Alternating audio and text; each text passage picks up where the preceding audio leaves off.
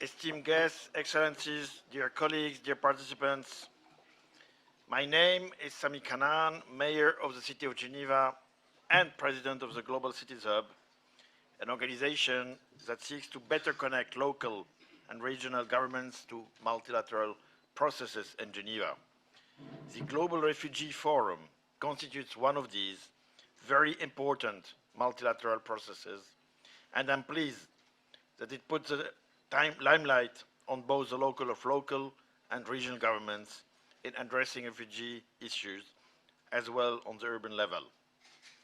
The Global Cities Hub is very honored to moderate this high-level event, presenting the first ever multi-stakeholder pledge on climate resilient and sustainable human settlements, which has the potential to be a game changer for refugees and their host communities. Today we have an exceptional selection of leaders and experts to introduce this important pledge and to showcase innovative solutions to invade in integrated, climate resilient, sustainable human settlements for refugees and host communities to improve the quality of life for all. Ladies and gentlemen, it's my great pleasure and honor to welcome the United Nations High Commissioner for Refugees, Filippo Grandi, the main organizer of this forum, who will give us the opening remarks. High Commissioner, the forum is yours.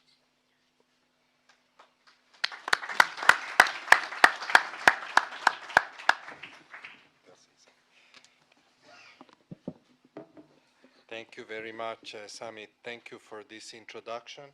Greetings to this huge panel. And it means that the pledge is huge, I hope. And greetings to everybody. This is actually an important side event.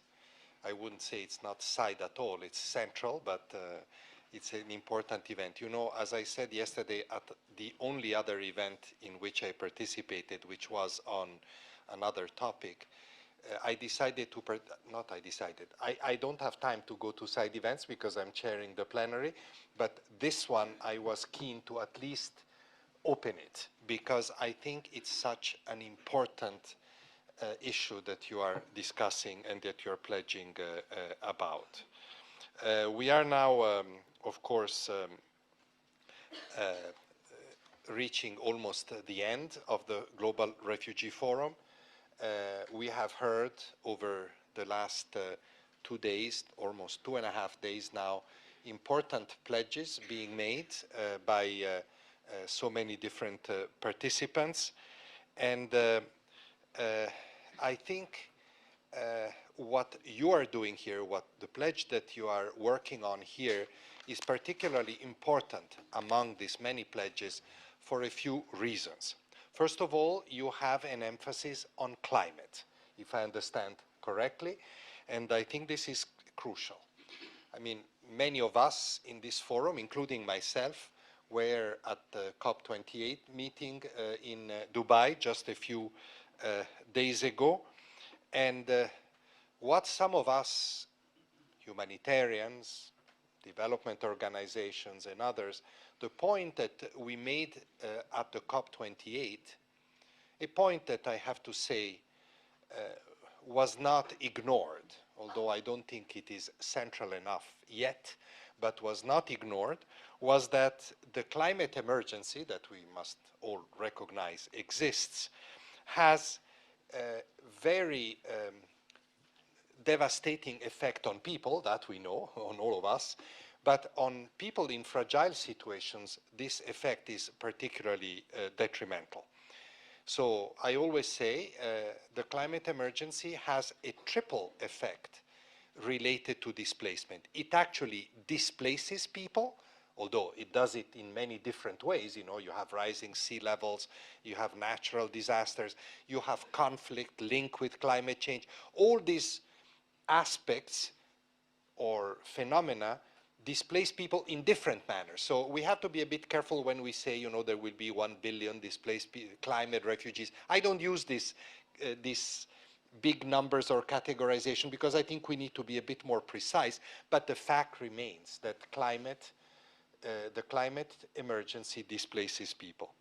And of course, very often, I think we estimate in 60, 70% of the cases of displacement, this happens in areas that are already fragile from the climate point of view. So people are displaced. I saw it myself, for example, a few weeks ago in Chad. People are displaced not by climate, because that's Sudan, that's a conflict, that's a war. People are displaced, but they go into Chad, which is very fragile from the climatic point of view, and their predicament worsens. And then, remember, the best solution for anybody who's displaced is to return home. And return is made more complicated by climate change because very often it adds to the fragility of the places of origin. So you see in how many ways climate and displacement are interlinked. And this is why it is very important that you discuss and that you pledge in relation to these connections. Now, the other important, and of course the two things are linked, you're discussing human settlement. You're discussing the approach, I imagine, the approach that we take to how we organize displacement or the displaced people. And you know the traditional view, I grew up when I was much younger, and even just a little bit younger, the approach was really to build parallel structures for refugees. That's why, you know, it's interesting because all of you deal with these matters, you know better. But if you go out of this room, of this Palexpo, and you ask people, what do you most closely associate with refugees? They will say a refugee camp, always. In reality, less and less people are in traditional refugee camps and more are in communities, or there are countries, I see my friend Ambassador Bitok here, there are countries where, which have decided actually to move from this traditional encampment to a settlement approach, progressively more integrated in the community. And this is really life-changing, I think, for people. And may I say that all that we have seen for many, many years points to the fact that these traditional models are not sustainable, that they depend on humanitarian assistance, and humanitarian assistance, we all know, dries up very quickly, more and more quickly with all this crisis, and therefore then people enter into a lot of hardship and suffering. I mentioned Kenya, and forgive me if I insist on that, because it is such a good example of this. You know, in Kenya you have two big, and I'm sure that I don't want to steal your thunder, but there are two big refugee areas. One is along the Somali border, Dadaab, and the other one, see the governor here, and the other one is at the South Sudan border. The Dadaab camp has been very traditional for a long time. And this is why it has become so difficult to sustain that model. But in Kakuma, at the South Sudan border, where the challenges are big, we made, thanks also to the Kenyan government, we made early investment in transforming that into a settlement, which is still work in progress. And we can see that it is a more sustainable model, which actually many donors, Denmark, for example, have been extremely strong in supporting, not to mention the World Bank, the private sector, and so forth. So really learn from the lessons that we have already experienced to multiply. You know, I could mention many others. In Ethiopia, we have Melkadida, for example, another phenomenal example of a new model of organizing refugees and host communities. I visited Melkadida, which is in a very inhospitable area of Ethiopia, a couple of years back. You know, Melkadida is I always say would deserve a PhD study on how it was transformed from a traditional refugee setting to an integrated settlement approach with the local community and with new investments in sustainable energy, in education, in sources of livelihoods. And this was made possible by the IKEA Foundation, which really led the response to, or inspired us to really have a new approach and provided substantive resources. So a private sector organization with the Ethiopian government and with international organizations. These are all interesting models. But I could give you many others, Eastern Mauritania, Mbera, another refugee settlement being transformed with the help from the World Bank. And we've done a lot of work in terms of these more sustainable models in urban settings, for example, in Amman. In Amman, we've discussed it many, many times, and in other big refugee hosting cities around the world. Here, I just want to make, before I conclude, a little aside. Let's not forget that cities more and more are the key hosts of refugees all over the world. This is not north and south, east and west. This is really all over because they are a magnet for economic opportunities, and refugees also followed by that magnet. I just want, therefore, to conclude by praising all the actors here, states, governments, local authorities, and cities, the private sector. I could give so many examples of where they're instrumental, the international financial institutions, international and national organizations, including NGOs, and I would really like to encourage you to continue along this direction.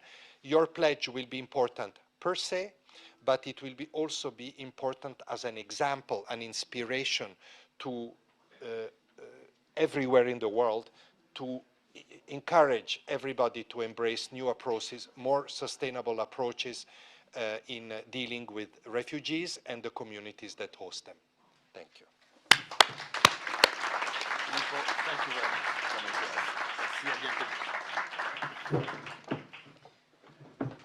Thank you so much, High Commissioner, for your insightful remarks. They have really set the tone for today. We'll keep in mind this call to action as we hear from each speaker and later from our UNHCR colleagues. Let's now turn to a video message from UN Habitat Executive Director Maimouna Moudsharif introducing the pledge.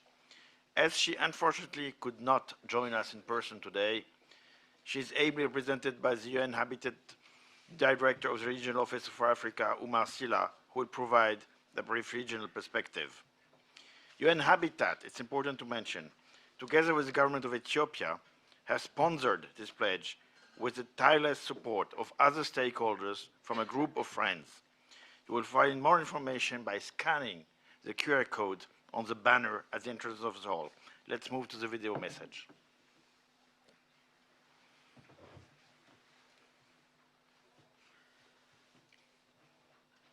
Ladies and gentlemen, this is my pleasure to present the groundbreaking climate resilient sustainable human settlement pledge at the second Global Refugee Forum. As the High Commissioner for Refugees has so eloquently emphasized, the proposed human settlements approach is a game changer. It is an honor to build on his passionate address. The purpose of the pledge is straightforward. Let's invest in integrated climate resilient, sustainable human settlements for refugees and hosting communities to improve the quality of life for all. Kenya, Ethiopia, and others present will share their powerful example of empowering refugee and hosting communities. By shifting our focus from traditional refugee camps to integrated human settlements, we can foster self-reliance and facilitate social inclusion and cohesion with the host communities.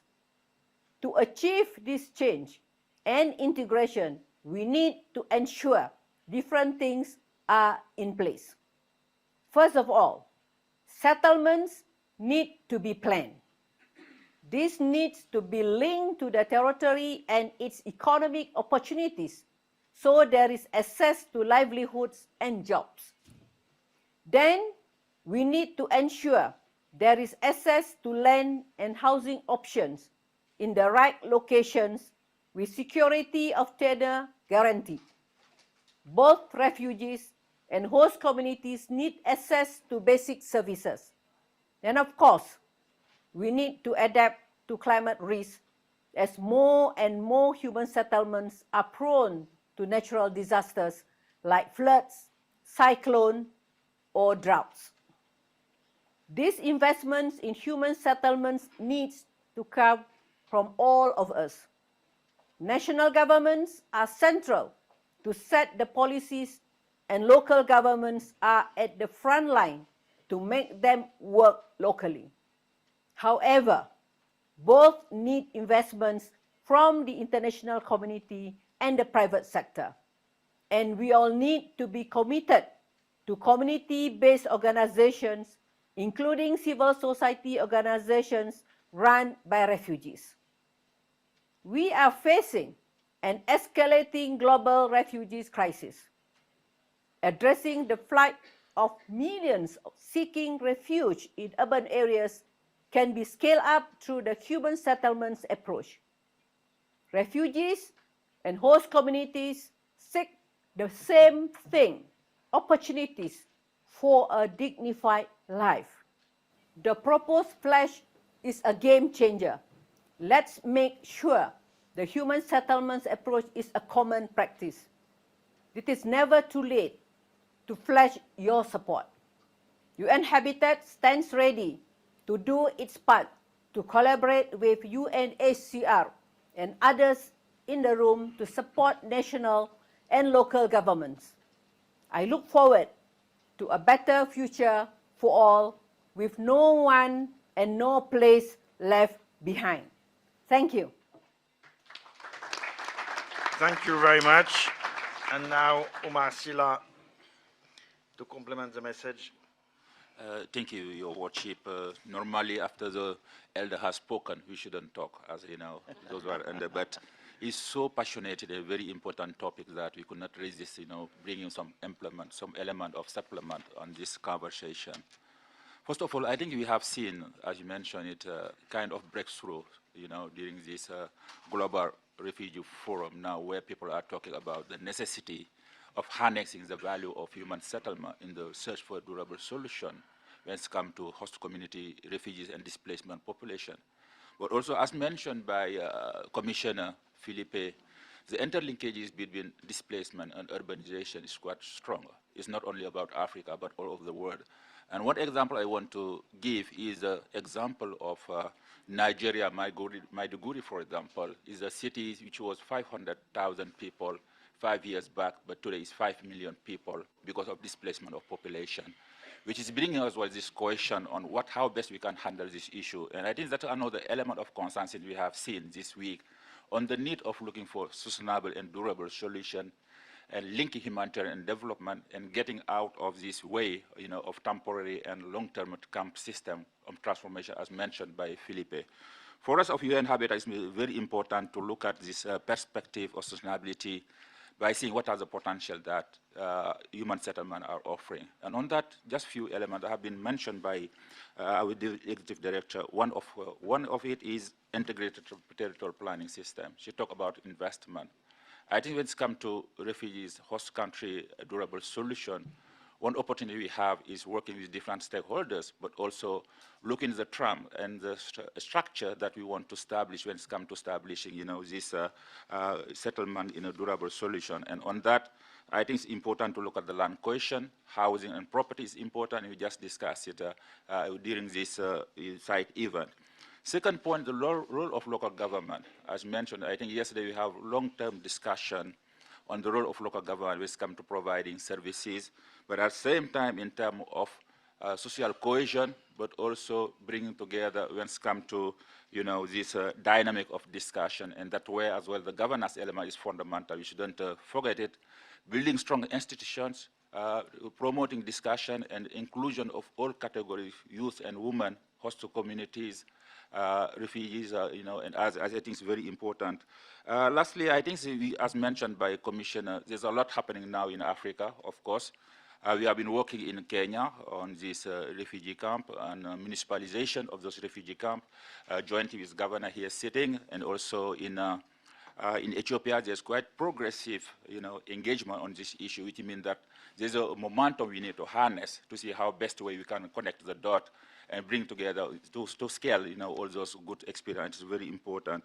And lastly, just want to reaffirm the commitment of UN Habitat on this pledge to continue working with local government, to continue working with central government, all stakeholders, to really scale up those good experiences, those good practices in a way that we are looking for sustainable solution to the issue of resettlement for refugees. Thank you so very much, Mayor. Thank you. Thank you very much to our both speakers, video and live. I will have to be very severe on the time schedule because we have very distinguished speakers today and we have to finish in time for the plenary session. But now it's my great pleasure to introduce a true advocate for those displaced and seeking refuge, Ms. Souheila Saad-Refai, who has herself grown up as a refugee. She is a social activist and sociology graduate currently pursuing a master's degree in migration policies, and her work focuses on advocating for refugee rights through active participation in supportive network. Ms. Souheila Saad-Refai, the floor is yours, and she will be talking in Arabic, so please use your translation phone. Thank you. Hi, مرحبا. One of the positive aspects about the UN that we come together in many languages. Today I will present my statement in my mother language, Arabic. Thank you. لدينا جميعا قصصنا الخاصة، وبغض النظر عن اختلاف قصصنا تحتوي على فصول مشتركة مع الملايين من الأشخاص. كل قصة لها اسم، وبما أن لدينا العديد من القصص مثل كل شخص هنا لدي العديد من الأسماء. على الرغم من أنني لم أعش سنوات كثيرة، عمري 27 عاما، إلا أنني قد خضت الكثير من التهجير والتنقل، وأعطيت العديد من الأسماء: لاجئة، مواطنة، مهاجرة، ضيفة، وأجنبية. تم تسميتي بهذه الأسماء من قبل المجتمع والسياسات والحكومات والقوانين، ومع الأسف تعد هذه الأسماء هي الطريقة التي تحدد كيف سأعيش وأتلقى الخدمات في البلد المضيف. مهما كان المسمى الذي يطلق علينا، يتعين أن ندرك أن هناك احتياجات متعددة تشمل مجموعة واسعة من الحقوق الأساسية. يمكن تلخيص هذه الاحتياجات في عنصرين رئيسيين: الخدمات والحريات. عندما أشير إلى الخدمات أعني العمل والإسكان اللائق، ووصفه باللائق تعني أن يحمي من تقلبات الجو والأمراض، كما يحتم كون المكان موصلا بالمرافقات الأساسية مثل المياه والكهرباء والتدفئة. ويليه أهمية وجود قانون يحمي حقوق اللاجئين ويوقف تنقلهم من منزل إلى الآخر واستغلالهم في تكاليف الآجار، إذ ما زال اللاجئون يجبرون على السكن في أماكن معزولة بعيدة عن المجتمع المحلي لأسباب عديدة.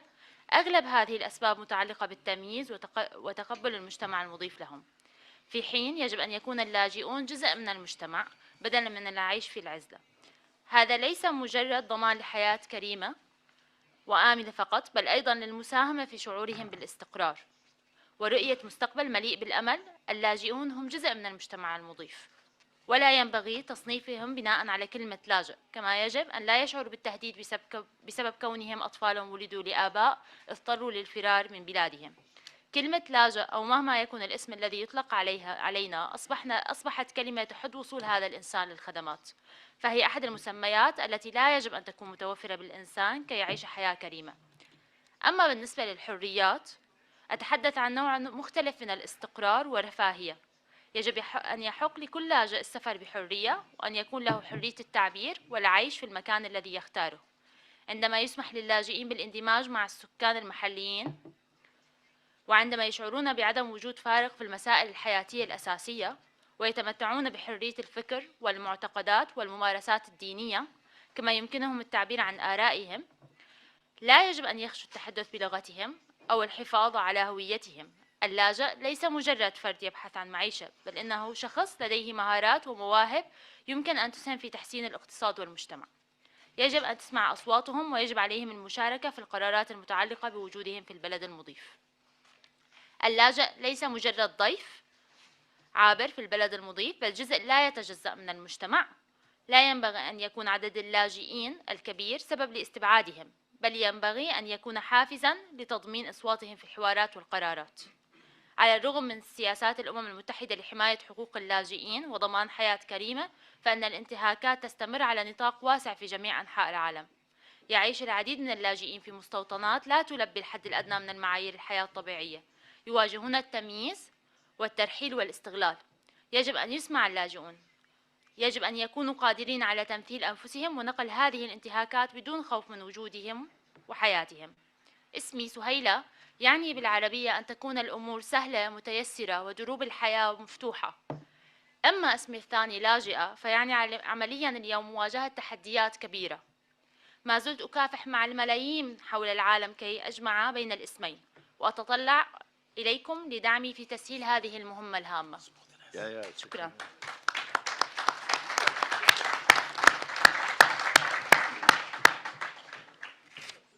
Thank you very much for this very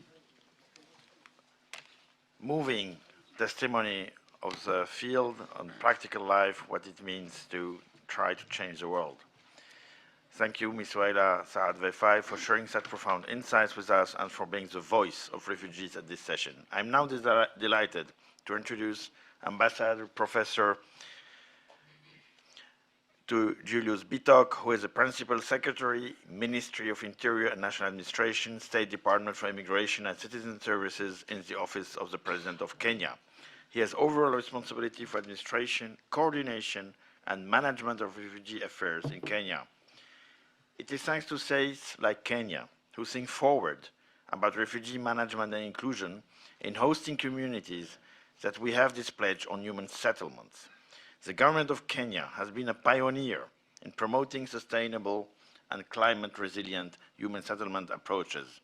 The Shirika plan, which is being developed by the government, aims at transforming refugee camps in northern Kenya into integrated human settlements.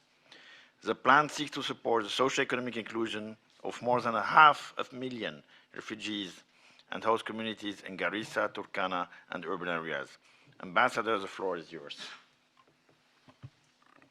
The Mayor of Geneva, Sami Kanan, distinguished delegates, ladies and gentlemen, I'm delighted to represent the government of Kenya in this very important side event on human settlements. Our story as a refugee host country goes back to over 3 decades and has resulted in 3 generations of refugees. The numbers keep growing as the fragility within our region keeps increasing.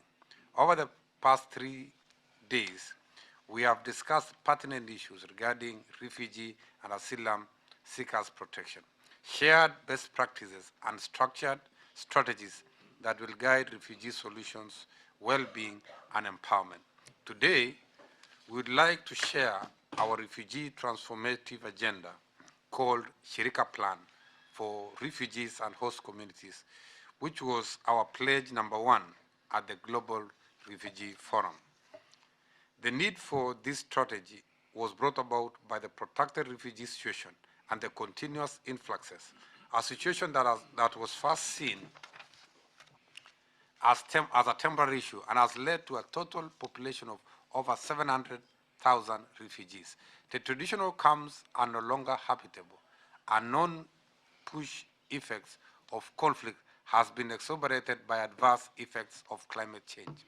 Shirika, a Swahili word, means coming together, seeks to transform refugee camps in Kenya into integrated settlements and promote social economic inclusion of both refugees and host communities. Ladies and gentlemen, let me outline the essential elements of Shirika Plan. The first focus is on systems building, represented by the first pillar. This entails establishing supportive legal and policy frameworks for social economic integration of refugees and host communities. The initiative involves strengthening the capabilities of institutions responsible for asylum management to enhance effectiveness and efficiency. Additionally, it aims to improve access to documentation and foster inclusive policy and legal framework, good governance, rule of law, and justice. The Shirika Plan adopts a humanitarian development peace nexus rather than a traditional focus on humanitarian needs and response. It aims at establishing robust infrastructure and creating foundation that supports long-term growth of displaced populations. Hence the second pillar on integrated services. This element will ensure refugees and host communities have access to education, healthcare, shelter, water, sanitation, electricity, energy, as well as agriculture and social protection. To implement this, the county governments have gazetted Dadaab and Kakuma municipalities to pave way for delivery of these services to host communities and refugees. Infrastructure development to bring these areas to municipal status levels means establishment of markets, health facilities, education, social facilities, business, service delivery systems, infrastructures, including green parks, garbage, waste, population management. Therein lies huge business opportunities for the private sector investments. These are the new business frontiers with private sector investments, commercial hubs will grow progressively, social economic transformations for the benefit of host and refugees alike.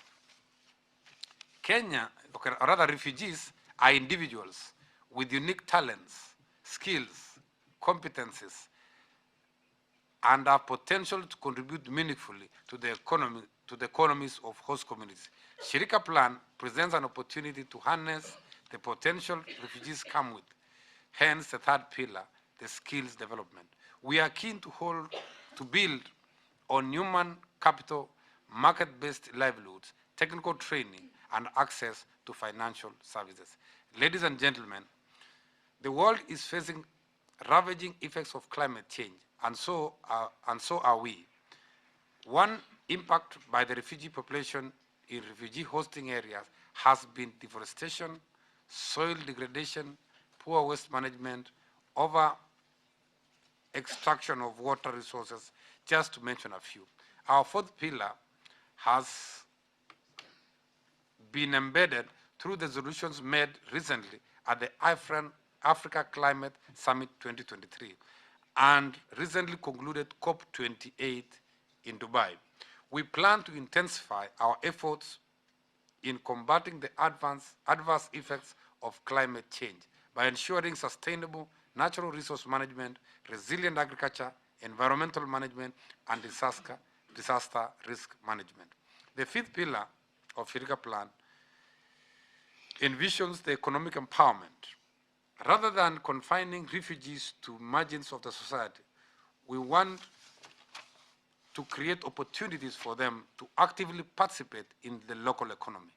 This involves not only vocational training programs, but also initiatives that encourage entrepreneurship, integration into local labor markets, and establishment of small businesses. By doing so, we can foster self-reliance and resilience, enabling displaced populations to contribute positively to their communities. I ask you to conclude if possible. Thank you very much. Of course, the fifth pillar is, of course, on durable solutions. And ladies and gentlemen,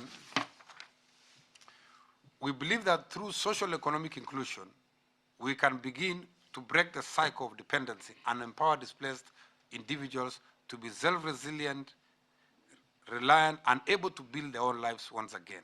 As I conclude, I call to action unity and impact means we need to go beyond just talking. To do this together, it cannot be business as usual. Collaboration is key in this endeavor in the spirit of responsibility sharing as we collectively work together to roll out the actualization of Shirika Plan. It is estimated that Shirika Plan will cost approximately $1.5 billion in the next 4 years. We call on donors, development partners, international organizations, NGOs, private sector to work together with us to create an enabling environment for social economic development within these spaces.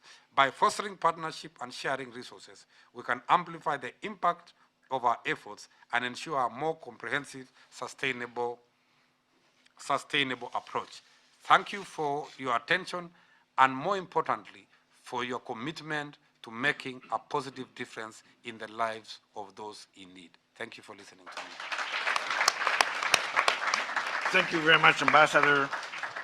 for your enlightening presentation on Kenya's effort and on the Sharika plan, which promotes inclusion, self-reliance, community-led economic development, and peaceful coexistence. Our next speaker is a strong supporter of Kenya's development efforts, including the Sharika plan, which would benefit both refugees and their host communities through private sector engagement. I'm very pleased to extend a very warm welcome to Mr. James Mwangi, Group Managing Director, CEO of Equity Group Holdings and Executive Chairman of the Equity Group Foundation, to speak about public-private partnership. Mr. Mwangi, the floor is yours. Thank you very much, and it's a real great pleasure to be here. As PS Julius Bitok has said, we at Equity Group, a systemic financial group within the region operating in 6 countries, have chosen to partner with the government and UNHCR to operationalize the government policies as enacted through the regulations, policy, and the program of Ushirika. Our role has been strong in the past. We have, to our name, and UNHCR and government, 10,000 scholarships that we have implemented in the refugees in the camps that were named, Dadaab, Karbei, and Kakuma. We've moved on from there to process, on behalf of UNHCR and government, 1.1 million social safety net payments for refugees. And broadly, as a financial institution, we have built on that to scale inclusion. And we have used the cash flow of those remittances as the point of entry for refugees into the financial system.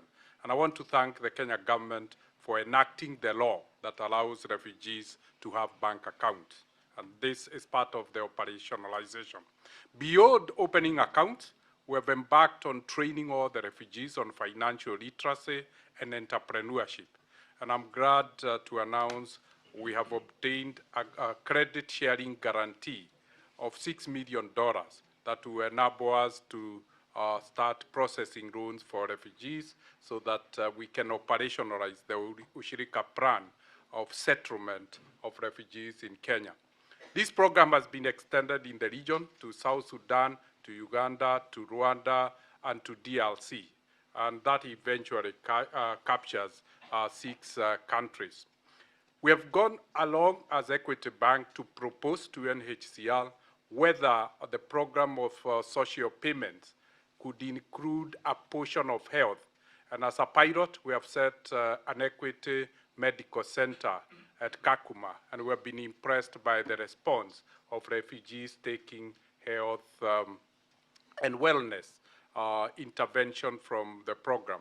So our pledge is to scale access to quality, affordable health by refugees, so that the dimension of approach is both social, education, and health, and also economic, by integrating them with the host communities.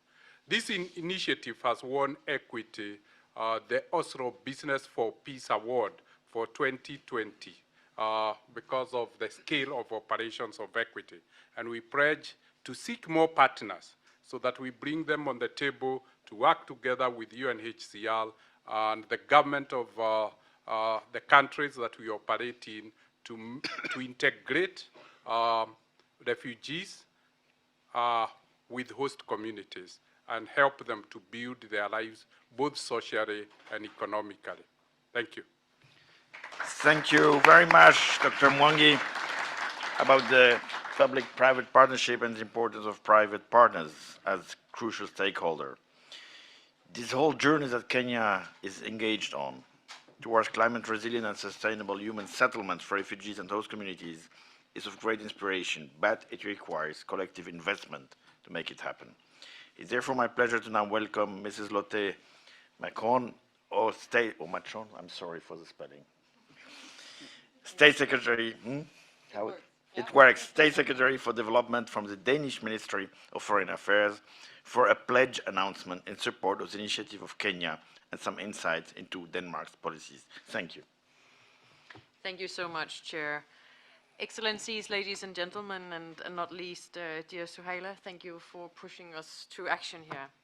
So Denmark is pleased to co-sponsor the multi-sector initiative on human settlement. We do so because the creation of climate resilience, sustainable human settlements for refugees and communities alike is paramount to ensure a livable, safe, and environmental friendly community and ensure and increase the quality of life for all. So Denmark has a long tradition of supporting integrated whole of society approaches, as we call it, in order to enable durable solutions. And over the years, we've made substantial investments in different partner countries in promoting resilience and self-reliance, from Jordan, Uganda, Ethiopia, and Kenya, just to name a few, and we will continue to do so. So, Chair, today, Denmark applauds the government of Kenya for spearheading a progressive and sustainable approach to refugee management, including shifting from an encampment policy to a settlement approach, with enhanced inclusion of refugees in national services and improved access to labor market. As we've heard from the Principal Secretary Bitok, the development of the Eureka Plan will be a key roadmap towards a longer-term solution and benefit both refugees and host communities alike. Your leadership from the government of Kenya is really leading a way forward.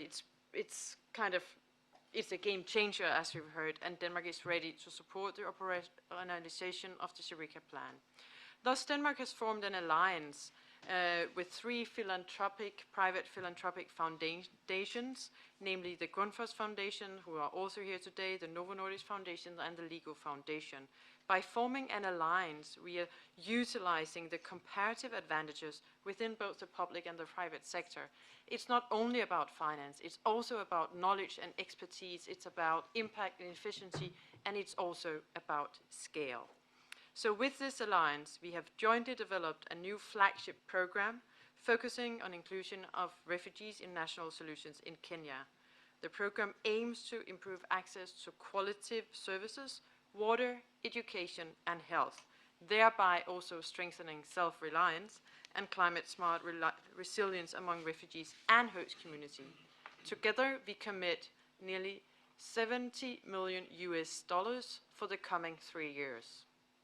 Today's discussion is a key input to fulfill the objectives of the Global Refugee Compact. It is exactly these types of human settlement approaches that we need to promote transformative action, to transformative impacts, indeed, for refugees and host community alike. So we support the implementation of the Eureka Plan because it's the right thing to do, but also because we can hope that it can be a leading example for others to follow. So thank you very much. Thank you, Ms. Machon, for the very concrete pledge announcement and for Denmark's leadership in supporting responses that integrate refugees and host communities through human settlement approaches. Now let's welcome Mr. Kim North Skibsted for a perspective on the private sector support for governmental initiatives and a pledge announcement. Mr. Skibsted has been the executive director of the Grundfos Foundation since 2018. Prior to this, Mr. Skibsted was the Group Vice President, Communications, Public Affairs and Engagement at Grundfos Holding for 10 years.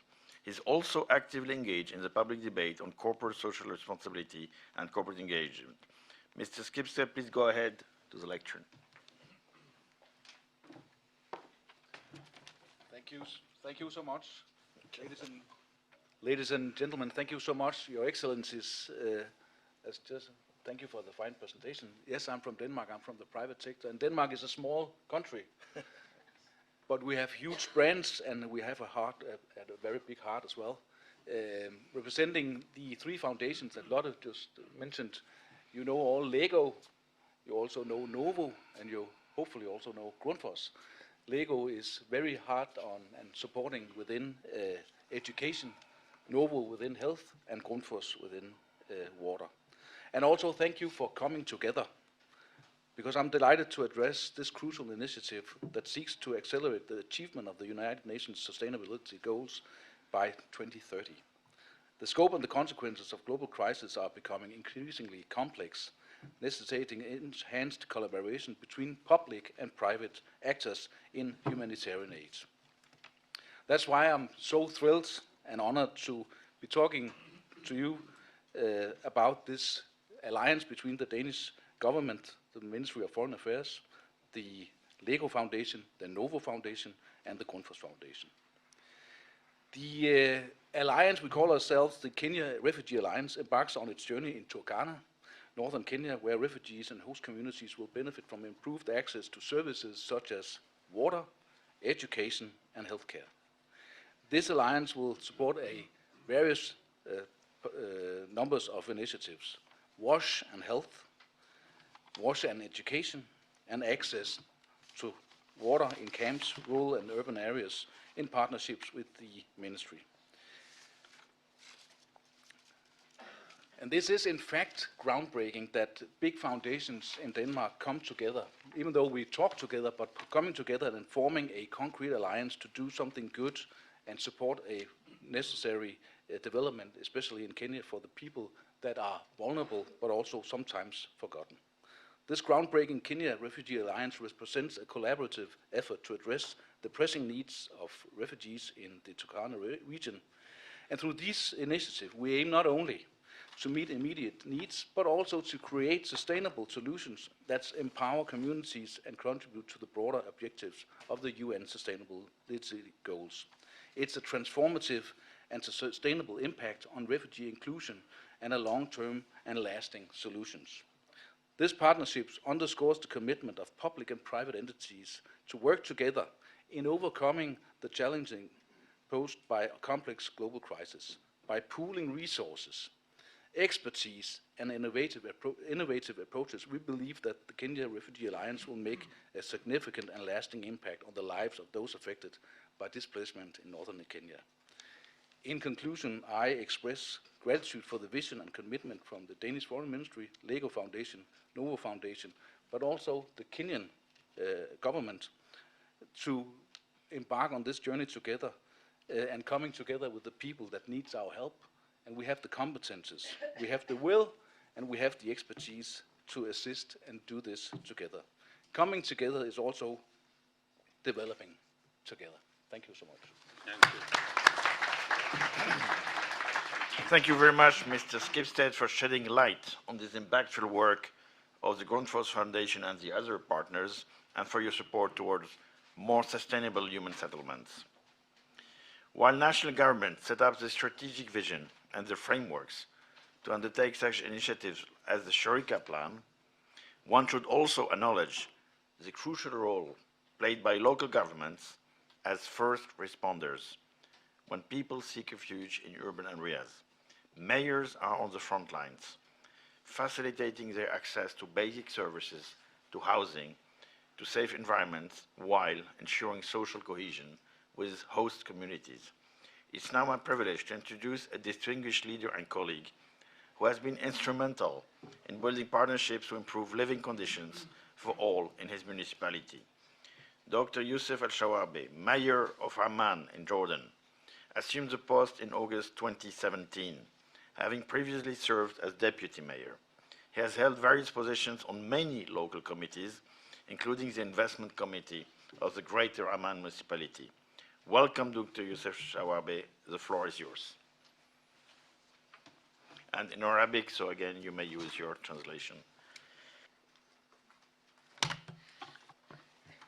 Thank you, Sami. بسم الله الرحمن الرحيم. بالبداية أتقدم بالشكر للموئل على هذه الدعوة الكريمة في هذه الجلسة النوعية في هذا المنتدى النوعي والهام.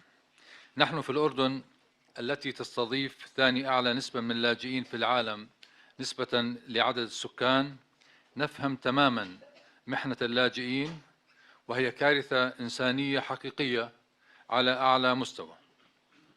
يستضيف الأردن حوالي 4 ملايين لاجئ، بينما يتركز سكان الأردن بشكل كبير في المناطق الحضرية، فإن أكثر من 80% من اللاجئين يقيمون في هذه المناطق الحضرية، الذي له بالتأكيد تأثير واضح على خدمات البنية التحتية ويفاقم التحديات الموجودة أصلا.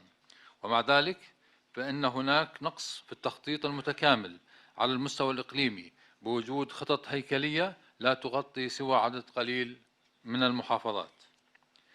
وانطلاقا من وعي عمان بأهمية إدراج احتياجات اللاجئين ضمن خططها وبرامجها الاستراتيجية، فقد تم إطلاق استراتيجية منعة عمان في عام 2017، والتي ارتبطت مبادراتها ارتباطا مباشرا باللاجئين، حيث تم إعداد تقييم لواقع الحال في عمان ومواقع تمركز اللاجئين والتحديات التي يواجهها كلا من المجتمعات المضيفة واللاجئين على حد سواء، وتحديد المبادرات التي من شأنها دعمهم اجتماعيا واقتصاديا.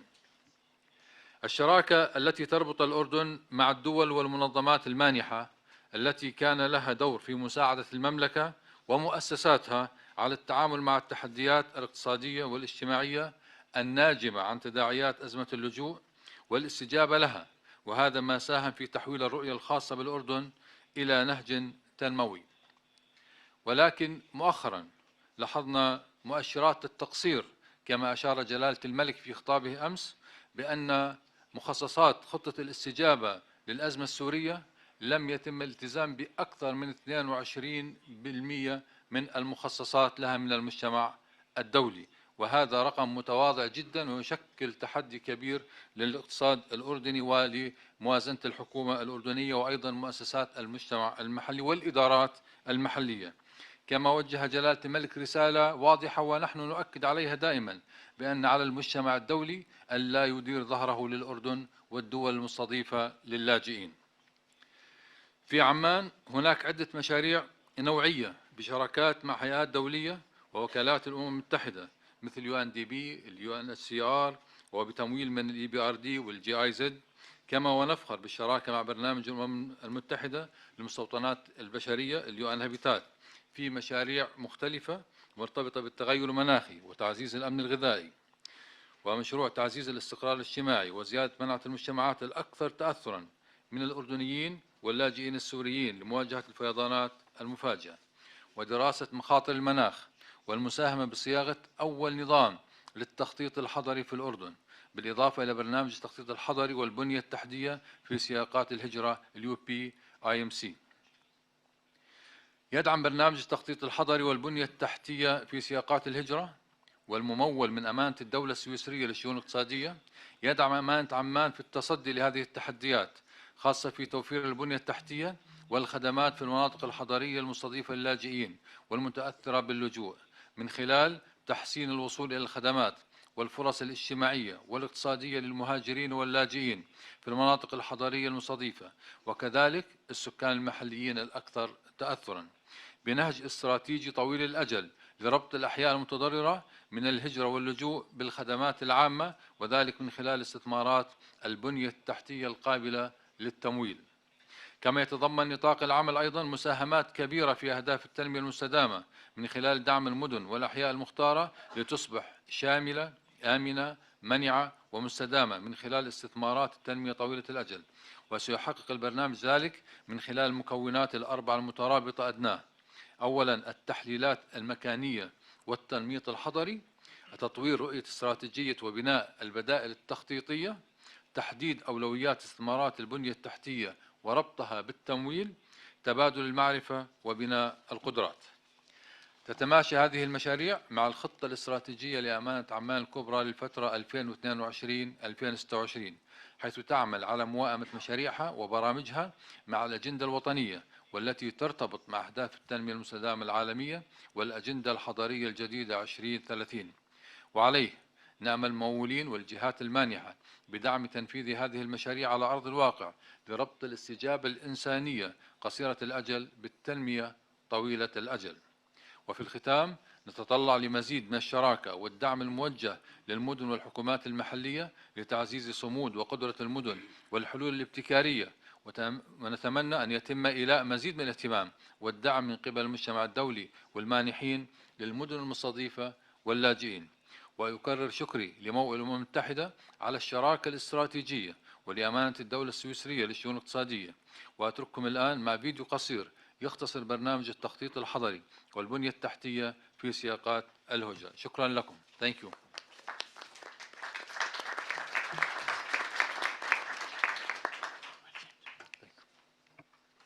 Program addresses the critical challenges in supporting displaced populations in urban areas through supporting municipalities and strengthening local capacities to mainstream migration challenges into spatial urban analytics and urban infrastructure investment planning, conducting activities that go beyond pure analysis and planning by supporting the infrastructure investments prioritization and their linkage to financing, and benefiting migrant communities and urban dwellers with a better life quality and access to socio-economic opportunities. Program components and outcomes: spatial analytics and urban profiling, develop strategic vision and scenario building, define prioritized infrastructure investments and linkages to financing, knowledge exchange and capacity sharing. The UPIMC program is oriented towards refugees in Egypt and Jordan and internally displaced people in Cameroon. Throughout the spatial analytics and urban profiling component, urban profiles were developed based on a spatially focused cross-sectoral situational analysis of urban settlements hosting displaced populations, starting from the national level and ending at the neighborhood level. At the national level, Jordan is one of the 50 most urbanized countries in the world. 90.3% of Jordan's population, including 4 million refugees, are living in urban areas, which has impacted the capacities of infrastructure and public facilities. At the regional level, Amman Governorate is the most heavily populated and urbanized governorate in Jordan. At the city level, urban areas of Amman city have been rapidly growing, consuming agricultural land. According to the analysis and the selection criteria, the Al-Hashimi Al-Janubi, Al-Gwesme, and Al-Yaduda neighborhoods were identified as the most vulnerable.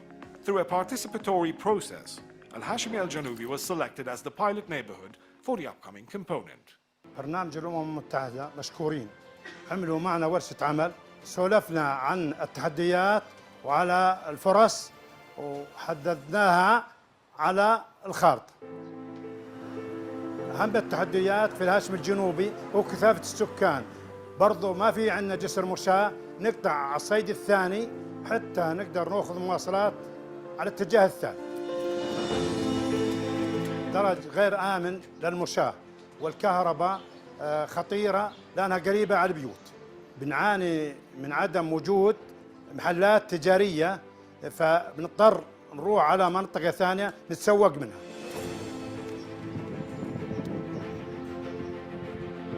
الأرصفة مكسرة وغير مهيئة للمشاة، وخاصة لذوي الاحتياجات الخاصة. For further information, you can download the Jordan Spatial Profiles by scanning the barcodes or from the UN Habitat website www.unhabitat.org.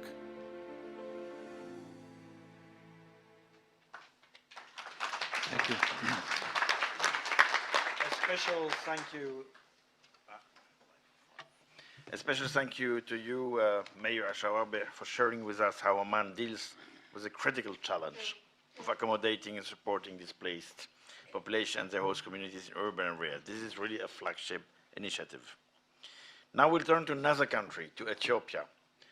Please join me in welcoming His Excellency Dr. Habtamu Itefa Geleta, Minister of Water and Energy from Ethiopia since 2021. Before that, Dr. Geleta was the head of the Oromia Regional State Water and Energy Resource Development Bureau. Dr. Geleta, you have the floor. Good afternoon. Thank you, moderator. Thank you, participants. Just to say a few points with what we have been doing so far in terms of refugees handling. Here I'm sitting in front of you on behalf of the government of Ethiopia to show our commitments, what we have been doing so far and what we want to do in the future. Of course, when we do this, we collaborate with UNHCR mainly and the regional governments, because Ethiopia is a federal government system that everyone from the grassroots to the high level is getting engaged in handling our brothers in Ethiopia. Our pledge is bold and transformative by 2027, which is we selected refuge camps will evolve into vibrant urban centers, seamlessly integrated with adjacent towns, offering improved shelter, infrastructure, and public service such as roads, electricity, water, sanitation, health, and education. When we do all this, we are integrating with our hosting communities in surrounding towns, surrounding village, in terms of the government investment and our development partners who are supporting all our developments. So we say that the refugees are our citizens, they are our brothers, they are our sisters, who are considered as one of our nations. The cornerstone for this initiative is alignment with existing master plans, fostering harmony between refugees and host communities. When we do this, it is with a plan of the towns, with the village that we are planning to implement. The strategy revolves around the inclusion of refugees into our national systems, ensuring they benefit from the same basic and social service available to our citizens. It means all developments, any kind of improvement at livelihood level is also considering our refugees who are residing in Ethiopia. In one of the places, in Kabribaya, in the Saita, those of you who know the Ethiopian map, which is in east and the southeast part, where we are having the second populous refugees in our country, we have special focus to consider them. So we envision an inclusive, peaceful, sustainable, and prosperous urban community, offering economic opportunities for all residents, including refugees, relocated internally displaced persons, and their host communities.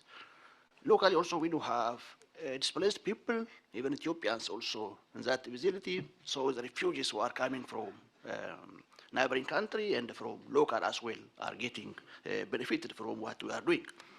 Our objectives span governance, basic and social services, livelihoods, economic opportunities, and development of conducive urban environment.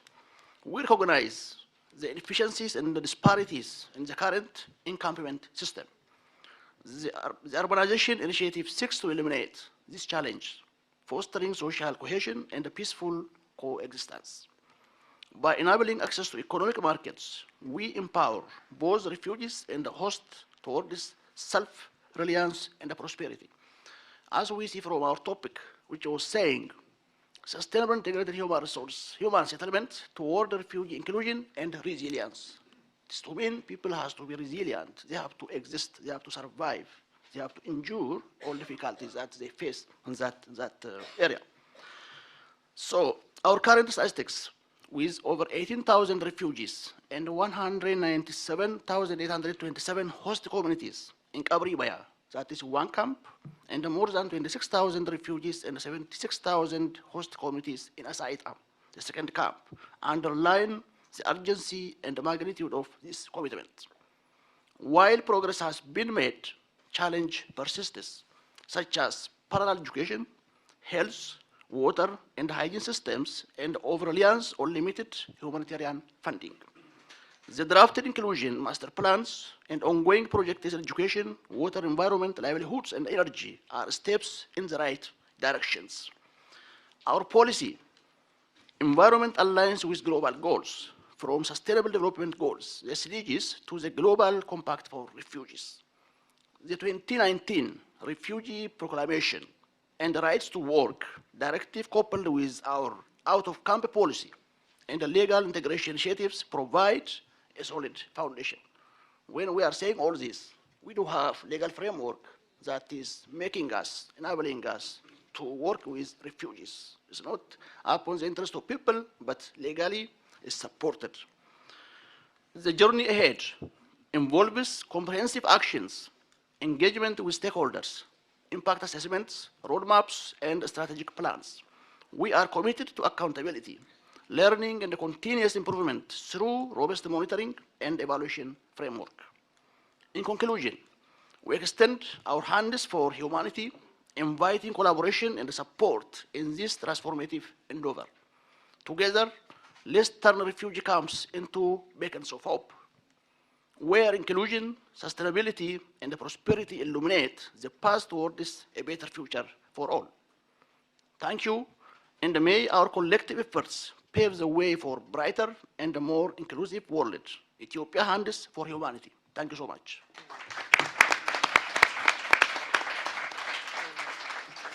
Thank you very much, Excellency, Dr. Abtamu Itefageleta, for implementing such a progressive vision towards refugees and host communities in your country. We have heard three examples, Ethiopia, Kenya, and Jordan, to demonstrate that with the combined support of various stakeholders, including the United Nations, local governments, private sector, and others, one can transform refugee camps into inclusive, peaceful, sustainable, and prosperous urban communities with economic opportunities for all. It's now my pleasure to introduce Mr. Mamadou Dianbalde, UNHCR Regional Director for East and Horn of Africa and Great Lakes. Mamadou has been with UNHCR for over 20 years, with field postings in Africa, Asia, and the headquarters in Switzerland. He will highlight key takeaways from the incredible work Kenya, Ethiopia, and Amman are doing to establish climate-resilient, sustainable human settlements. The floor is yours. Thank you, Mayor. Really, we have heard from Suhaila. Thank you, Suhaila, for making that very passionate call for dignified refugee responses. And we've heard from the United Nations, we've heard from Ambassador Bitok, the minister from Ethiopia, we have heard from Minister Lotte, and we've heard from several partners here. This show really how development actors, the private sector, can contribute to dignified responses. What are the key takeaways? One is that settlement and dignified settlements play a key role if you want to go for a dignified response. That's the clarity, and moving away from encampment into sustainable, dignified responses is the way to go. When governments, such as the government of Kenya, the government of Ethiopia, take these bold measures, or the government of Jordan, what is required is to not let them down. How can we do this? It's about making sure, because these bold measures are politically risky, and I have few politicians around this table, including in the room. They are politically risky, and what we need is to support them into maintaining the risk that they have taken. By doing what? By matching the bold pledges with sufficient support, tangible and concrete type of support. I believe also that when that is done, and this is a third key takeaway, we all win. We all win. The refugees themselves, the tax collectors win, and of course, social cohesion that was highlighted a bit earlier here is also a big winner when we have smart, the type of bold measures that have been taken a bit earlier. I think at the end, in the interest of time, I want to say that this is the type of united, all we are into the actions and into using this as a way into advancing dignified, sustainable, and transformative way of welcoming our brothers and sisters. And again, I would say that we all win when such things happen. Thank you, Mayor.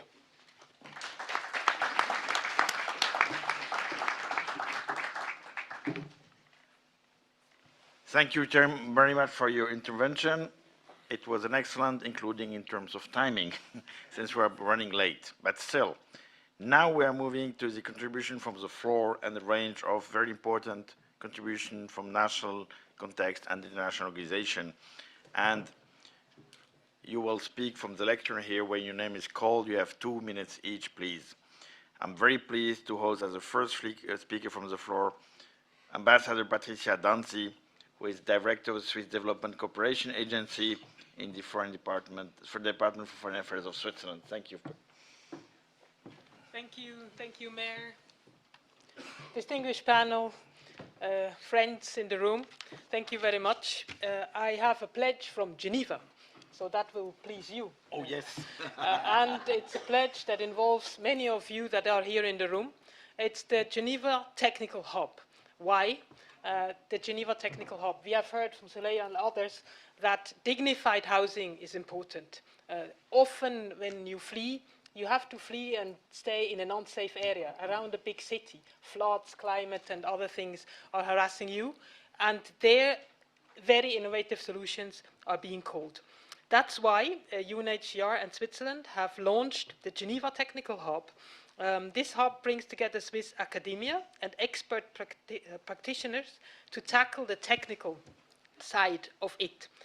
The hub has been hosted by the UNHCR headquarters, so here in Geneva, and in the first circle since 2021, the hub has actually supported 143 field requests, so it's very practical. 339 days of field support, so expertise, has also been done to 30 countries. I myself have seen this in Sudan, in Eastern Sudan, where in a camp, experts told me, you know, the technical hub in Geneva, I said, wow, is giving us the support to provide better solutions in the field. So that is what we're looking for. Now, based on this success, Switzerland supports this hub with about $200 million a year. Based on this success, we have asked others to join, and others have actually joined us. The International Federation of the Red Cross, the International Committee of the Red Cross, IOM has also joined, then the Global Platform for Academic on Sustainable Energy has joined, and the UNICEF has also joined, and the Global WASH clusters have joined. So this is very important for us, and you have possibility to join this hub. There are 3 ways of doing that, either as a donor country, you can give money, you can give experts as a donor country too, but also as an organization or as the private sector, or you can implement through the expertise, so as an organization. So please do join the hub and donate, implement, and second staff, so that we can work for the next year. So this is the pledge from Geneva. Thank you.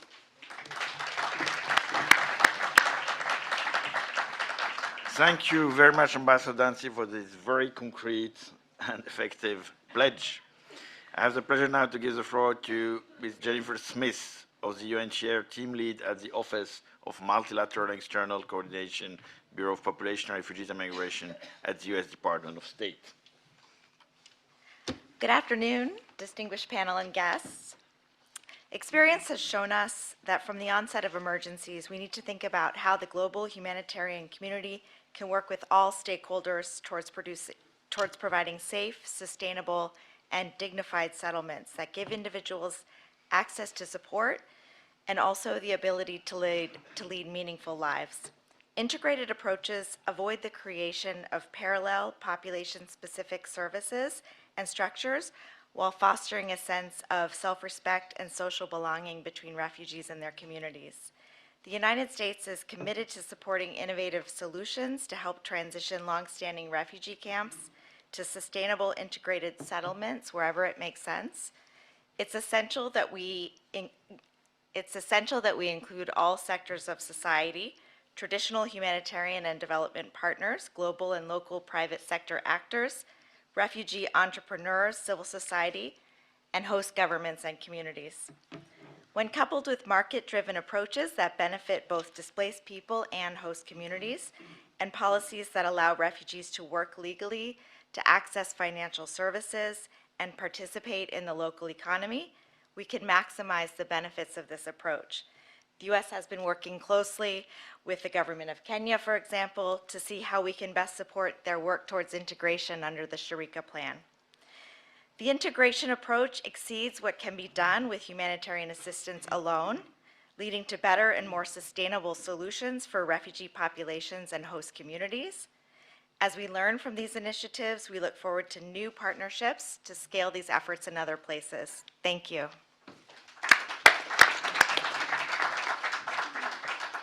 Thank you very much, Ms. Smith. The next speaker announced, but I'm not sure is in the room, Sheikh Abdallah Ewar from the Ministry of Economic Sustainable Development of Mauritania.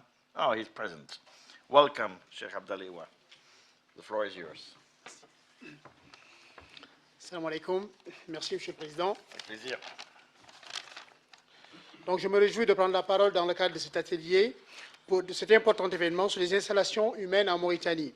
La Mauritanie a toujours maintenu une politique d'ouverture aux réfugiés. Actuellement, rien que la région du Had el-Sharqi, rien que dans la région de Had el-Sharqi, se trouve plus de 103 000 réfugiés, dont 86% sont dans le camp de Mberra. Alors que cette région souffre déjà des crises multidimensionnelles dues au changement climatique, à la désertification et à la pauvreté.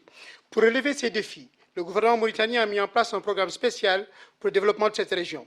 Des projets et programmes ont été mis en place avec les partenaires pour faire du camp de Mberra une installation humaine, harmonieuse, intégrée et résiliente. C'est ainsi que, s'appuyant sur ces efforts, le nouvel engagement du gouvernement mauritanien vise à continuer à améliorer les infrastructures du camp de Mberra afin de garantir la disponibilité et la qualité des services de base et investir dans sa planification urbaine à travers le développement d'une stratégie d'urbanisation du camp, des actions de préservation des ressources naturelles, la transition progressive du camp vers le système d'enseignement mauritanien et l'électrification du camp et l'amélioration des services d'eau et d'assainissement.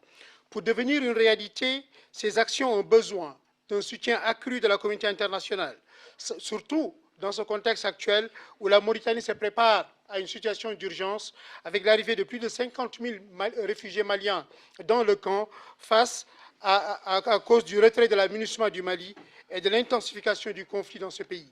La Mauritanie va prioriser une réponse hors camp tout en s'assurant que les réfugiés qui sont dans le camp de Mberra continuent toujours à recevoir l'assistance et la protection dont ils ont besoin et que les progrès en matière de résilience soient préservés. Notre vision, la vision du gouvernement mauritanien, est de faire du camp de Mberra une communauté résiliente, intégrée et florissante, mais seulement pour atteindre cet objectif, on se prépare aussi bien sur le plan institutionnel que sur le plan technique. Déjà, nous avons fait des progrès remarquables dans ce camp par la prise en charge des structures de santé, l'inclusion des réfugiés dans le programme de protection sociale, l'ouverture d'un guichet pour l'emploi des jeunes réfugiés et leur intégration, ainsi qu'un plan décennal pour l'inclusion dans le système éducatif. Seulement, toutes ces actions ont besoin d'un accompagnement de la communauté internationale et le gouvernement mauritanien est résolument engagé vers ces actions. Et je vous remercie, Monsieur le Président. Merci beaucoup. And the next speaker is Dr. Tanya Fabricius, Head of Division of Displaced Persons and Host Countries of the German Federal Ministry for Economic Cooperation and Development. The floor is yours. Wow. In this time of global trauma, the partnership and the pledges seen here are really a beacon of hope. So thanks to everybody. Dear colleagues and friends, Germany firstly wants to thank the government of Ethiopia, UN Habitat, and UNHCR for actively promoting the crucial issue of climate resilient human settlement.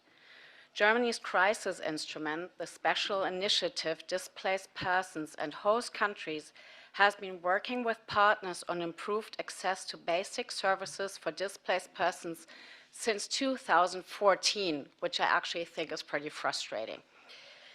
I want to highlight two HDP Nexus examples. In Kenya, Germany teamed up with UNHCR, IFC, and the GIZ to solarize the Kalobey settlement through the cooperation with the Turkana County government to include both refugees and host communities into the county energy plan, the development of a business model for the local service provider, and a public-private partnership with the IFC and the Kakuma Kalobey Challenge Fund.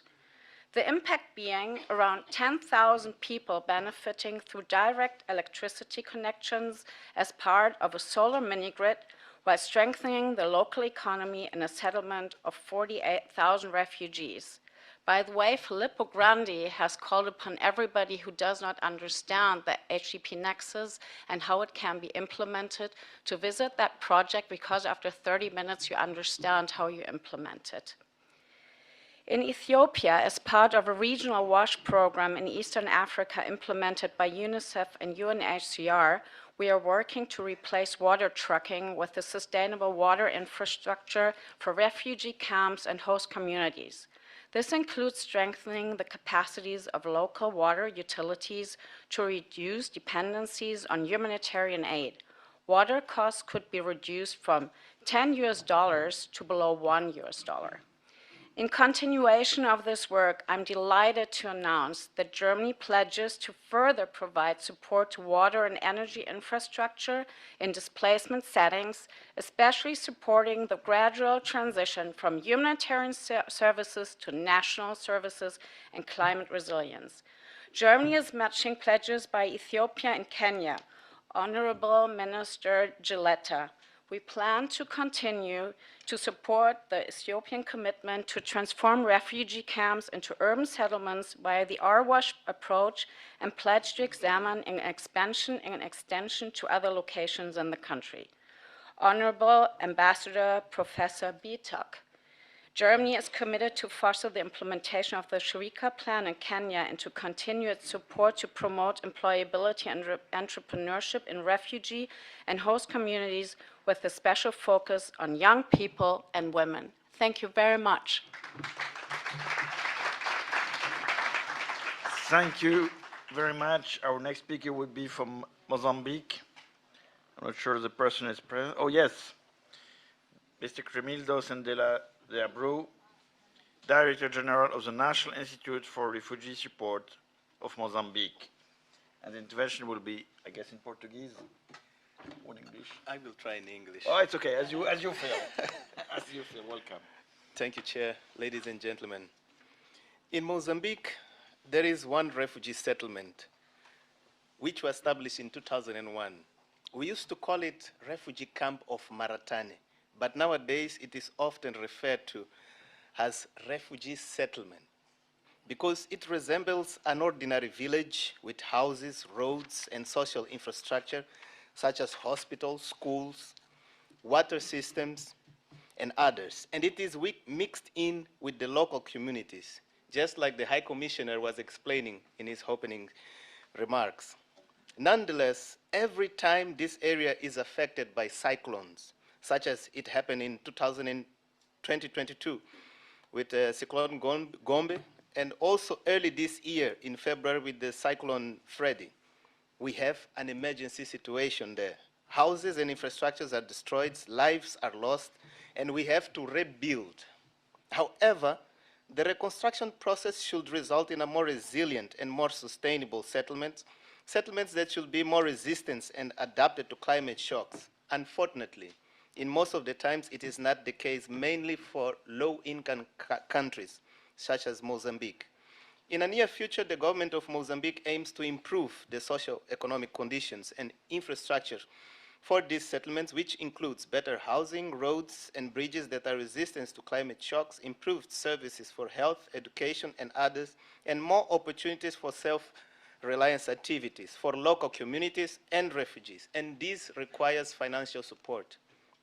In these regards, it was with great satisfaction that we heard the intervention of the representative from the World Bank Group at the opening session of GRF, informing about the availability of the IDA window funding for hosting countries, which we hope it will be accessible mostly for low-income countries on a basis of burden and responsibility sharing as laid down in Global Compact for Refugees, not only funding from the World Bank, but of course from other institutions, organizations, and countries that have the capability to assist hosting countries. I thank you. Thank you very much for this insight out from Mozambique. And now we would have Madame Ifra Ali Ahmed, conseillère principale du ministère de l'Intérieur de Djibouti. Êtes-vous dans la salle? Je ne crois pas. And then we would have the World Bank Development, but the change of speaker, Caroline Sergent and not Xavier De Victor from the World Bank. Oh, yeah. I apologize. We had a No little... problem.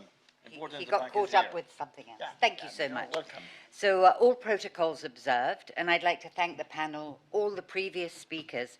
You're bringing to life a really important shift in how we think about refugee situations. Suhaila, your points are invaluable in helping us to recognize you as people with skills, with dreams, and with a willingness to engage in these important discussions that shape the policies and programs and approaches that affect all of your lives. So the World Bank is very supportive of this initiative to promote and implement a sustainable approach to human settlements for refugees and their hosting communities. An integrated approach rightly recognizes that camps and settlements are not standalone entities.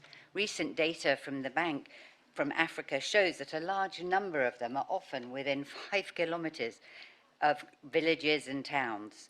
So they can prompt changes in economic geography, local demographics, and the social fabric within the immediate district and regions. Recognizing this allows governments, local and national, and their partners to build interventions that are mutually beneficial to both hosting communities and refugees.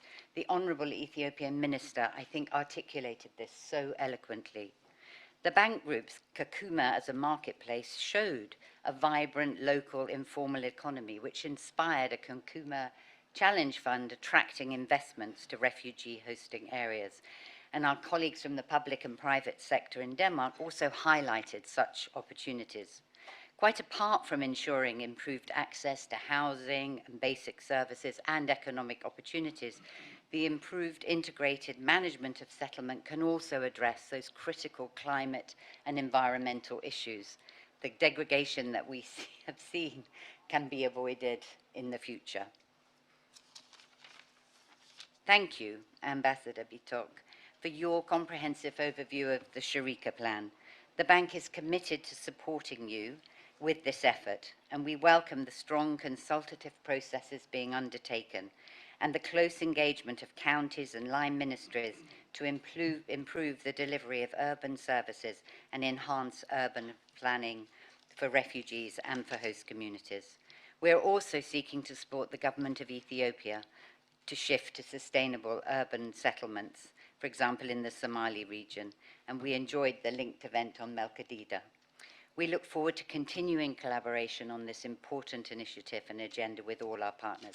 And I hope that when we meet again, and maybe not in 2027, but maybe a bit before then, that we will be able to see some real progress on this really important agenda you've inspired today. Thank you. Thank you very much, Caroline. And as last announced speakers, we may have still a few and more, but as last announced speakers from the floor, Sébastien Drives, the Vice CEO of the NGO ACTED. Thank you very much. So first of all, a big thank you to all the microphone. Oh yeah. First of all, a big thank you to the distinguished panel members for the insights and all the speakers. And good afternoon, ladies and gentlemen. So we're all here gathered today because we know that finding pathways to durable solutions for displaced populations in crisis-affected settlements is both an absolute necessity, but it's also a major operational challenge, right? And for us as an organization that has been doing 30 years of relief and development work, we've actually come to the conclusion that in order to be able to do this properly, to translate this goal into actual concrete realities on the ground, we need to rethink or adapt our operating model. And this is why ACTED and impact initiatives have developed or created an initiative called Agora, which is a territorial approach, which essentially allows us to work with displaced people, the communities that host them, and local governance actors to generate, first of all, a shared understanding of the challenges that they face, and then build a clear pathway towards collective response and solutions. So it has 4 key features, so to speak. The first one is that it is an area-based approach. Basically, it means, operating at the right geographical scale. So it's working through territories that are at once small enough to enable actual meaningful engagement with all local stakeholders, but large enough to ensure scalability. So in practice, we're looking at territories with populations from about a few thousand to up to 100,000 people in cities. Secondly, it relies on a strong evidence base, including elements of local knowledge. So in practice, it's impact initiatives doing territorial assessments, looking at areas of displacement, areas of origins, areas of potential resettlement to assess conditions there, and capturing the challenges that affect these populations and host communities, and looking at the interlinkages between climate risks, access to land, and basic services. Thirdly, it is people-centered and localized in the sense that we facilitate evidence-based territorial planning by the affected communities and local governance actors themselves, so they can identify opportunities to invest in sustainable resilience and recovery solutions, basically trying to provide effective exit strategies from humanitarian assistance. And then finally, it supports local governance and local urban planning and builds networks between local actors and external actors who can mobilize funding and capacity and bridge agendas between aid, government, and private sector actors and make that crucial link between the local dynamics and needs with government and national level policies. So that's basically our pledge. We are an organization that does assistance at the first mile or the last mile. So we're not making a financial pledge, but we're making a pledge in terms of an operating model to be able to deliver that in practical terms. This initiative is not new. We've piloted in 17 countries through 21 projects over the last year. So basically, we're ready to take it up to scale through new partnerships. And thank you very much. As a last speaker from the floor. We still have a very short time for other interventions from the floor, if so wished. I heard that maybe the Netherlands wish to say something. Just come to the microphone and introduce yourself, please. Just mention your name and country and role. Be careful. Thank you. Thank you, Sami. Introduction, I'm from Kenya. I'm with the colleagues, Professor Bitok, Dr. James, and many others here. My name is Nathif Adam. I'm the governor of Garissa County, where once upon a time, the largest refugee complex in the world called Dadaab. It's still very large. We still have about 400 or so refugees in that complex, bigger than any other town in my county. Now, the GRF, from what I've seen, was a forum for pledges and commitments. And I think it's only fair for me to narrate a few of in 2 minutes, if you allow me, the heavy commitments that we made as a county, and we still make, and a few more maybe commitments that I would want to also share and announce in line with the Shirika plan that Professor Bitok has mentioned.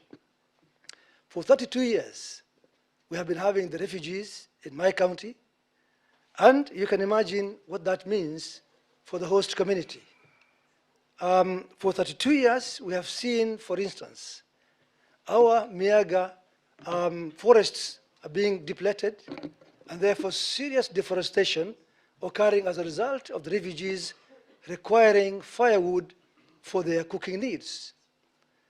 For 32 years, we have seen over 400 boreholes being dug in that complex, to the extent that it has seriously depleted the aquifer or the water resources that we had as a county or as an area. For 32 years, we have seen our wildlife being sorted after by the refugees for meat, because they need meat, particularly coming largely from Somalia, where meat is a continuous requirement by the refugees, and many other sacrifices. So indeed, if it is a question of commitment toward supporting refugees, we in Garissa County, and in Dadaab in particular, we have had our fair share of contribution to the world. And going forward, again, in line with the Shirika plan, we also have something today also to commit, or rather to pledge to the world.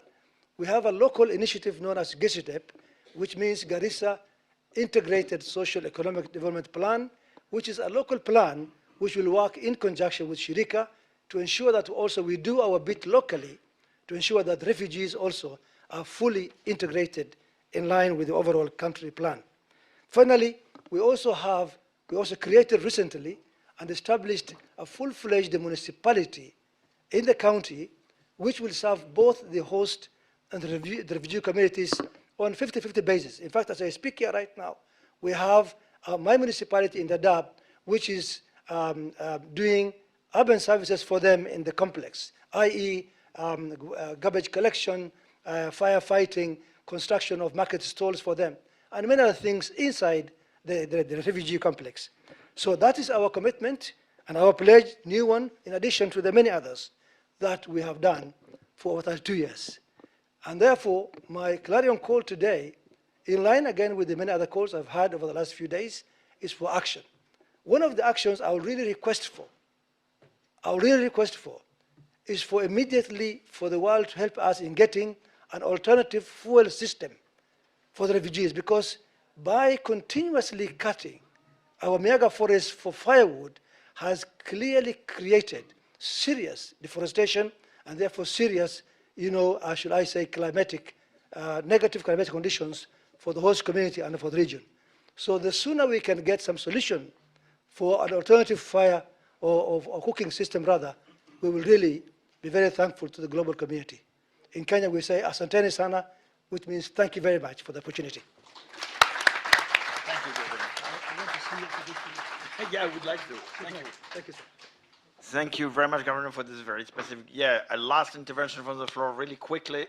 We have the plenary session at 3 o'clock, so we have to be there. Thank you so Yes, much. please present yourself. Yeah. My name is John Darby. I work as a Deputy Commissioner for the Commission of Refugee Affairs in the Republic of South Sudan.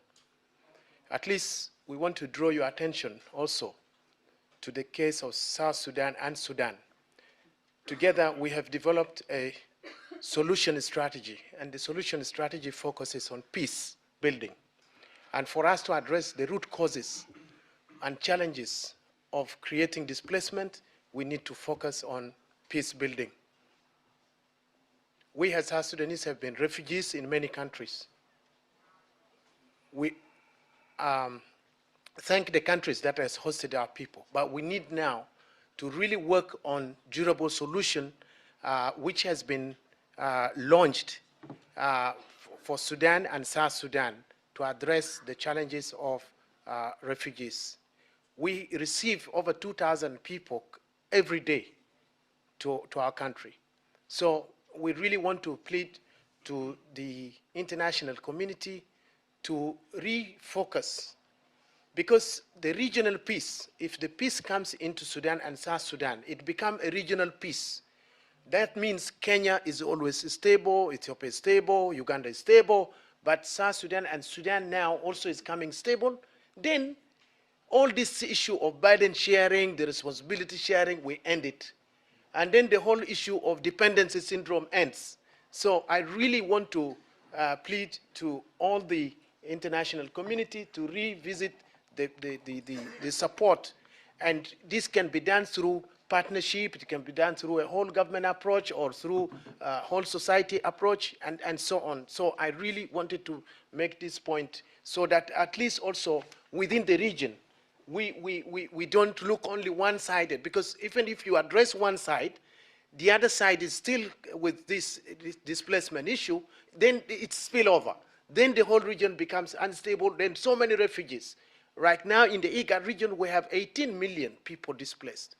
So what are we talking about? 4 years ago, when we had the first GRF, it was 7 million people. Now it is in 4 years' time, another increase by 10 million. Is that what we're going to see in the 2027? No. We need an end to displacement, and it is only peace. Thank you. Thank you, Deputy Minister, for this very strong message. And we will move now to the final remarks. I would really thank you, all of you, for these enlightening contributions and commitments to the human settlement approach.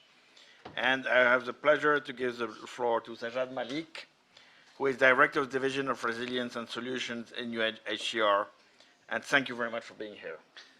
Thank you, Mayor Kanan, and you've been doing excellent work in keeping the time here. And I hope that I've maintained this for you and so quickly can go to the plenary. Very rich discussion. Thank you very much to the extremely rich inputs from the panels, from the floor. We heard excellent examples from Kenya, Ethiopia, Jordan, then Mozambique, also South Sudan. They're excellent examples that show us that we need to really change the model here. We've heard great examples of how the concept of human settlement is already being applied in this. The success of such transformations relies heavily on a few things, and I'm going to highlight which are coming out of your conversations here, drastically change some of the notes I've had.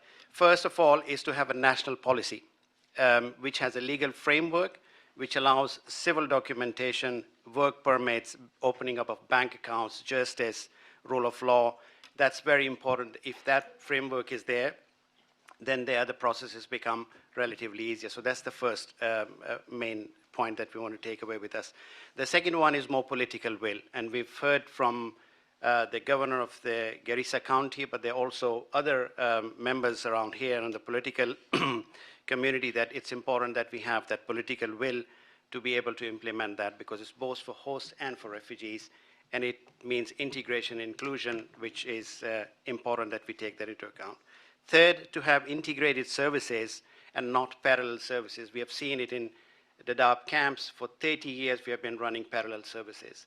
Had we had integrated services that could have benefited both refugees and hosts equally, and we have members of the parliament from that region here. Fourth, to have sustainable and jobs and markets, employment access to markets. Without private sector engagement, this would not be possible. It's not just always providing assistance, it's making sure that private sector gets engaged into that. So the success of such transformation relies on this, plus humanitarian and development partners coming together. Local services coming together, and government ministries and private sector becomes very important to come together. Then, which many of you have highlighted, is the need for sustainable support. This is where truly burden responsibility sharing is. The governor of Garissa County has highlighted for the last 32 years their contribution on hosting those refugees. And if we are looking for responsibility and burden sharing, then we need to step in and IFIs and the others, private sector, we have had some very good pledges today. This needs to be sustained over a period of time. There is no shortcut to this. We need to be engaged over a period of time to transform these camps into more integrated settlements. We have technical solutions. We have also the will and ability, as it was highlighted by Grundfos when he said we have the will, we have the expertise, but we also need the environment, and then we need the engagement and support from there. So these are very important elements that we need to take away with us. Second is the area in urban situations. It's not the camps, it's the urban situations, which, and if I, Mayor Kenan, if you could just highlight, I was just Googling sitting there that the population of Geneva is 650,000. I may be wrong, but that's what the Google says. And Kenya is hosting 700,000 refugees. That's like the population of Geneva being hosted in Kenya. And if that was to be on humanitarian assistance only, we can see what would happen. But because there are opportunities here, because there's private sector, public services, and it can make a huge change around that. I'll borrow the words from Sohaila. Thank you for being here. It changes the discussion in every meeting where we have refugees representing that. You said we have people with skills and knowledge. So if 114 million displaced are locked in humanitarian box, this is a human capital which is locked into humanitarian box. If this potential is given the opportunity to play its part, they can change the dimensions where they are being hosted. Together with their hosts, they can bring in development, they can bring prosperity into that region, jobs and employments can be created. Perhaps this is the opportunity now to look into. And lastly, if I may, Mayor, is the issue of the peace. It's not just looking at refugee hosting situations, also looking at countries of origin. And that's another area that the whole forum has been, the refugee forum has been looking into, is the countries of origin. Because eventually if peace is there, they need not to be in refugee situations. And before I close, there was just, again, quote something which we heard at the session which the Embassy of Denmark hosted. There was a refugee who was 30 years old, went to a refugee camp with his parents when he was only 1 year old. He has now 3 daughters. The youngest is 20 days old. And he was saying, I've lived 30 years in that refugee camp.